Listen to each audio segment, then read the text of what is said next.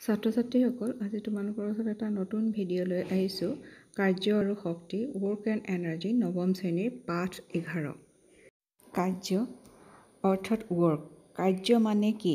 আমি দৈনন্দিন বিভিন্ন ধৰণৰ কাম কৰোঁ, যেনে কিতাপ পঢ়োঁ, ছবি আঁকোঁ, নিজৰ ভাৱ বিনিময় কৰোঁ, প্ৰশ্ন কাকত আদি সংগ্ৰহ কৰোঁ, স্কুললৈ যাওঁ বা অংক কৰোঁ। কিন্তু বৈজ্ঞানিক ভাষাত সেইটো আচলতে কাৰ্য কৰা হোৱা নাই। যদিও ইয়াত শক্তি খৰচ হৈছে, কিন্তু কাৰ্য যৎ কিঞ্চিতহে হৈছে। ধৰি লোৱা তুমি প্ৰকাণ্ড শিল এটা ঠেলিবলৈ যথেষ্ট কষ্ট কৰিলা, কিন্তু শিলটো লৰচৰ কৰিব নোৱাৰিলা। তুমি শিলটো ঠেলি ঠেলি লেবেজান হৈ গ'লা। কিন্তু কাৰ্যক্ষেত্ৰত অৰ্থাৎ বৈজ্ঞানিকভাৱে তুমি কাৰ্য কৰা হোৱা নাই, কাৰণ তুমি শিলটোৰ কোনো হৰণ ঘটাব নোৱাৰিলা। আচলতে কাৰ্য সম্পাদনৰ বাবে দুটা চৰ্ত পূৰণ হ'ব লাগে।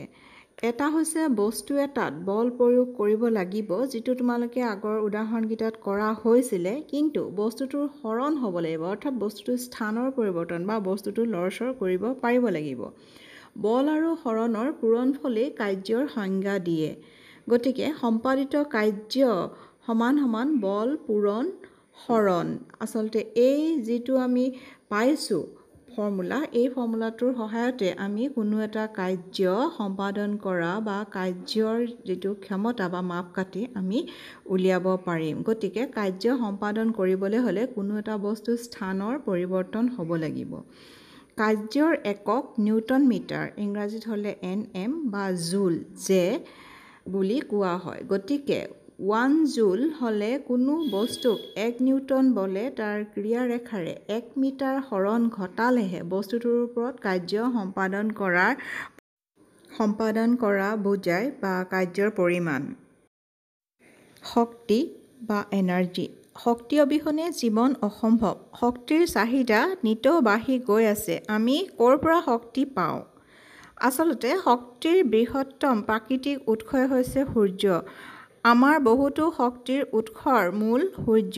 আমি পৰমাণু, নিউক্লিয়াছ, ভূগৰ্ভ আৰু জোৱাৰৰ পৰা শক্তি আহৰণ কৰিব পাৰোঁ। আমাৰ দৈনন্দিন জীৱনত শক্তি শব্দটো আমি সঘনাই ব্যৱহাৰ কৰোঁ, কিন্তু বিজ্ঞানত আমি ইয়াৰ এক নিৰ্দিষ্ট আৰু দ্ব্যৰ্থহীন অৰ্থতহে ব্যৱহাৰ কৰোঁ।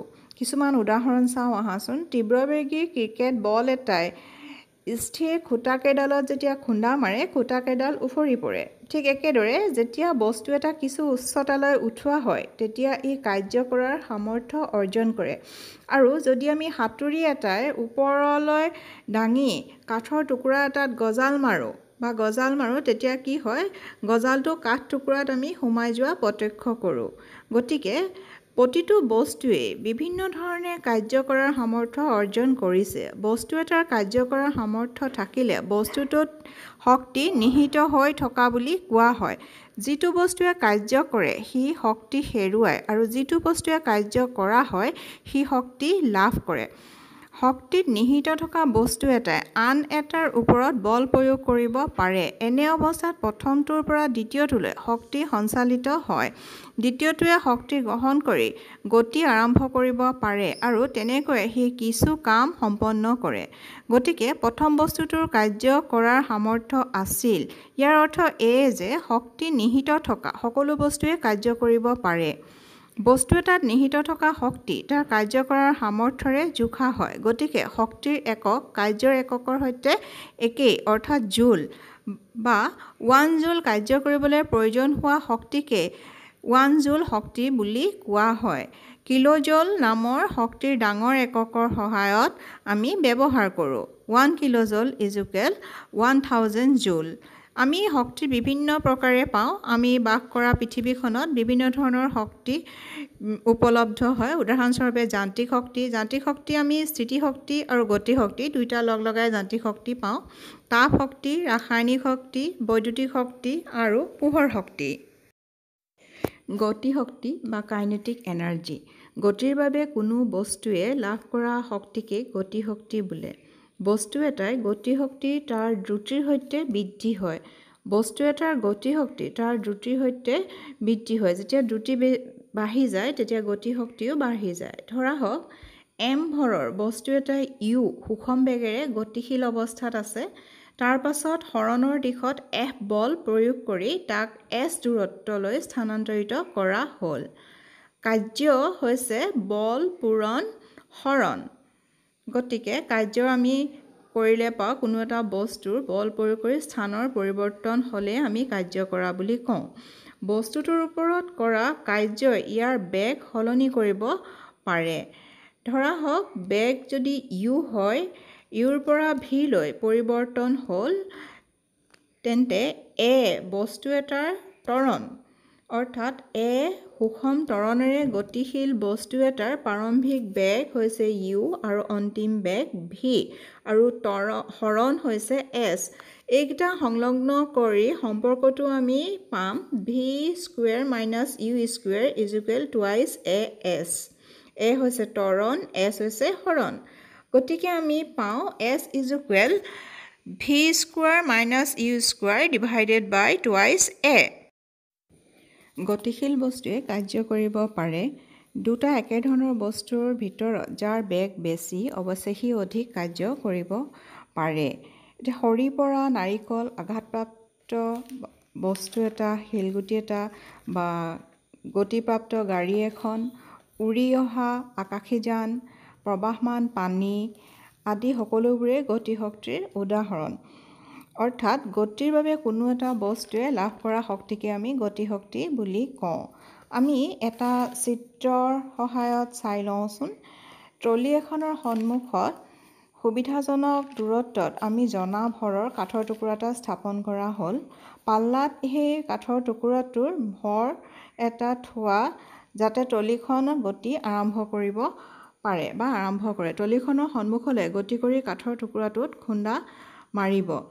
টেবুলখনত ভেটা এটা এনেকৈ ৰাখা যাতে কাঠৰ টুকুৰাত খুন্দা মৰা ট্ৰলিখন ৰৈ যায় আৰু টুকুৰাটোৰ হৰণ ঘটিব। টুকুৰাটোৰ হৰণ এতিয়া আমি লিপিবদ্ধ কৰিম আৰু এনেদৰে আমি কিছুমান উদাহৰণ গতিৰ আমি চাব পাৰোঁ। আগৰ শ্লাইডখনত আমি পঢ়ি আহিছিলোঁ বা কৈছিলোঁ যে এটা M ভৰৰ বস্তু এটাৰ U সুষম বেগেৰে গতিশীল অৱস্থাত আছে। তাৰ পাছত হৰণৰ দিশত F বল প্ৰয়োগ কৰি তাক আমি S দূৰত্বলৈ স্থানান্তৰিত কৰা হ'ল। গতিকে আমি তাৰ পৰা পাওঁ F ইজ ইকুৱেল ma, অৰ্থাৎ আমি যিটো গতিৰ বিষয়ক দ্বিতীয় সূত্ৰ পাইছিলোঁ F বল ma ভৰ আৰু ত্বৰণৰ পূৰণফল। গতিকে আমি কাৰ্যটো পাইছিলোঁ W is equal F into S। গতিকে আমি এইটো যদি বহাই দিওঁ তেতিয়াহ'লে W is equal ma into V square minus U square divided by twice A, অৰ্থাৎ W is equal half M into V square minus U square. যদি বস্তুটোৱে স্থিতিশীল অৱস্থাৰ পৰা যাত্ৰা আৰম্ভ কৰে, অৰ্থাৎ U প্ৰাৰম্ভিক বেগ 0 হ'ব, স্থিতিশীল আছিলে গতিকে প্ৰাৰম্ভিক বেগ 0, তেতিয়াহ'লে আমি পাম W is equal half MV square. গতিকে ই স্পষ্ট যে সম্পন্ন কাৰ্য বস্তুৰ গতিশক্তিৰ পৰিৱৰ্তনৰ সমান। যদি U ইজ ইকুৱেল 0 হয়, কাৰ্য হ'ব হাফ MV স্কুৱেৰ। গতিকে সুষম বেগেৰে গতিশীল M ভৰৰ বস্তুটোৰ গতিশক্তি হ'ব EK, কাইনেটিক এনাৰ্জি, গতিশক্তি is equal half into MV square. স্থিতিশক্তিৰ কোনো বস্তুৱেই তাৰ অৱস্থান বা অৱয়ৱৰ বিন্যাসৰ বাবে আহৰণ কৰা শক্তিকে স্থিতিশক্তি বোলে, অৰ্থাৎ পটেনচিয়েল এনাৰ্জি। যেতিয়া তুমি ৰবৰৰ পাতি এডাল সম্প্ৰসাৰিত কৰা তেতিয়া তুমি শক্তি স্থানান্তৰ কৰা। পাতিডালতকৈ স্থানান্তৰিত হোৱা শক্তিয়েই হ'ব তাৰ স্থিতিশক্তি। পুতলা গাড়ী এখনৰ চাবি পকালে কাৰ্য সম্পন্ন হয়। ভিতৰৰ স্প্ৰিংডাললৈ হস্তান্তৰিত শক্তি স্থিতিশক্তিৰ ৰূপে সঞ্চিত হয়। কোনো বস্তুৱে তাৰ অৱস্থান বা অৱয়ৱৰ বিন্যাসৰ বাবে আহৰণ কৰা শক্তিকে আমি স্থিতিশক্তি বোলো। এটা আমি চিত্ৰত দেখুওৱা উদাহৰণটো চাওঁ। যদি আমি কাৰ এডাল ধনু এখনৰ আমি কাঁড়ডাল মাৰোঁ, কাঁড়ডাল ধনুখনৰ পৰা উৰি যোৱালৈ যদি আমি লক্ষ্য কৰোঁ, ধনুখনৰ আকৃতি পৰিৱৰ্তন হ'ব। ধনুখনৰ বিকৃতিৰ হেতু সঞ্চিত স্থিতিশক্তি কাঁড়ডালৰ প্ৰক্ষেপ কৰোঁতে প্ৰয়োজন হোৱা গতিশক্তি হিচাপে ব্যৱহৃত হৈছে। এতিয়া উচ্চতাত অৱস্থিত বস্তু এটাৰ স্থিতিশক্তি potential energy of an object at a height বস্তু এটা উচ্চতালৈ উঠালে তাৰ শক্তি বাঢ়ে। ইয়াৰ কাৰণ এই যে মাধ্যাকৰ্ষণৰ বিপক্ষে বস্তুটো উঠাওঁতে তাৰ ওপৰত কাৰ্য কৰিব লগা হয়। এনে অৱস্থাত বস্তুত সঞ্চিত স্থিতিশক্তিকে মাধ্যাকৰ্ষণিক স্থিতিশক্তি বোলে। ধৰা হওক m ভৰৰ বস্তু এটা ভূমিৰ পৰা h উচ্চতালৈ উঠোৱা হৈছে। ইয়াৰ বাবে বল এটাৰ প্ৰয়োজন হ'ব। বস্তুটো দাঙিবলৈ প্ৰয়োজন হোৱা ন্যূনতম বলটো ইয়াৰ ওজন অৰ্থাৎ mgৰ সমান হ'ব। m হৈছে ভৰ আৰু g হৈছে মাধ্যাকৰ্ষণ শক্তি। বস্তুটোৱে আহৰণ কৰা শক্তি তাৰ ওপৰত সম্পন্ন কাৰ্যৰ সমান হ'ব। ধৰা হওক মাধ্যাকৰ্ষণৰ বিপক্ষে বস্তুটোৰ ওপৰত সম্পন্ন কাৰ্য W। গতিকে সম্পন্ন কাৰ্য W = বল ইনটু হৰণ, যিটো আমি আগতে পাই আহিছোঁ কাৰ্যৰ ক্ষেত্ৰত। গতিকে আমি ইয়াত পাম W = mg, বলটো হৈছে mg আৰু হৰণ হৈছে h উচ্চতালৈ। গতিকে mgh, W = mgh ইয়াৰ কাৰ্য। যিহেতু বস্তুটোৰ ওপৰত সম্পন্ন কাৰ্য mgh, গতিকে বস্তুটোৱে mgh পৰিমাণৰ শক্তি লাভ কৰিব। ইয়ে হ'ল বস্তুটোৰ স্থিতিশক্তি অৰ্থাৎ এনাৰ্জি অফ পটেঞ্চিয়েল বা পটেঞ্চিয়েল এনাৰ্জি EP = mgh। শক্তি সংৰক্ষণৰ সূত্ৰ law of conservation of energy. শক্তিক এটা প্ৰকাৰৰ পৰা আন এটালৈ ৰূপান্তৰিত কৰিব পাৰি। প্ৰক্ৰিয়াটো চলি থকা অৱস্থাত বা সম্পূৰ্ণ হোৱাৰ পিছত প্ৰণালী এটাৰ মুঠ শক্তিৰ কোনো পৰিৱৰ্তন নহয়। ইয়ে শক্তি সংৰক্ষণৰ সূত্ৰ। আৰু এই সূত্ৰ অনুসৰি শক্তিক কেৱল এটা প্ৰকাৰৰ পৰা আন এটা প্ৰকাৰলৈ ৰূপান্তৰহে কৰিব পাৰি, ইয়াৰ সৃষ্টি বা বিনাশ কৰিব নোৱাৰি। ধৰা হওক m ভৰৰ বস্তু এটা h উচ্চতাৰ পৰা মুক্তভাৱে পৰিছে। আৰম্ভণিতে স্থিতিশক্তি হ'ব mgh আৰু গতিশক্তি 0 হ'ব। গতিকে বস্তুটোৰ মুঠ শক্তি হ'ব mgh। অধোগমনৰ কালত ইয়াৰ স্থিতিশক্তি গতিশক্তিলৈ ৰূপান্তৰিত হয়। যদি কোনো প্ৰদত্ত মুহূৰ্তত বেগ v, তেন্তে ইয়াৰ গতিশক্তি হ'ব ½mv²। বস্তুটোৰ অধোগমন কালত স্থিতিশক্তি কমি গৈ থাকিব আৰু গতিশক্তি বাঢ়ি গৈ থাকিব। বস্তুটোৱে ভূমি স্পৰ্শ কৰাৰ আগমুহূৰ্তত h = 0 হ'ব আৰু v বেগ সৰ্বোচ্চ হ'ব। গতিকে গতিশক্তি সৰ্বোচ্চ হ'ব আৰু স্থিতিশক্তি ন্যূনতম হ'ব।